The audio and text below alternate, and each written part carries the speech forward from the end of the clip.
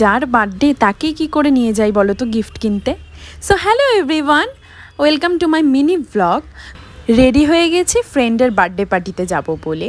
অনেক দিন পর রেড লিপস্টিক লাগিয়েছি। তোমরা জানিও যে আমাকে কেমন লাগছে, আর শেডটা ভালো লাগলে আমাকে কমেন্ট করো, আমি শেডটা বলে দেবো। সবাই আমাদের বাড়ি চলে আসে, বার্থডে গালও চলে এসেছিলো।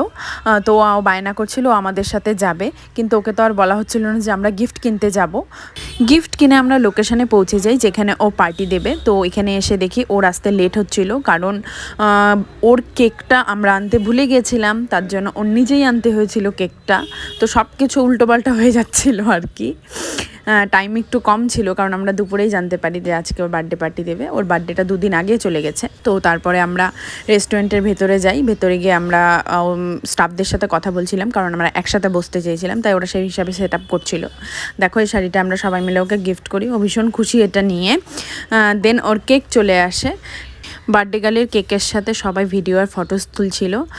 তারপর আমরা কিছুক্ষণ ওয়েট করি, কারণ আমাদের একটা ফ্রেন্ড আসেনি এখনও। তো ওর জন্য আমরা এতক্ষণে একটু গল্প করছিলাম। সেই আমরা তো অনেক দিনের ফ্রেন্ডশিপ আমাদের সবার, তো আমরা সেই পুরোনো দিনের গল্প করছিলাম।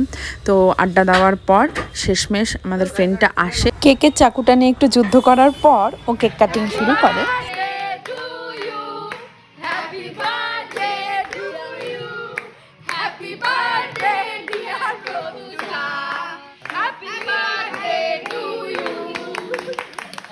ছোটোবেলা থেকে আমার এই স্বভাবটা একদমই গেল না। সেটা হচ্ছে, সে যেই হোক না কেন, আমার নিজের পরিচিত, কেক কাটিংয়ের পর আমাকে বড় সাইজের কেকটা আমার খেতেই হবে।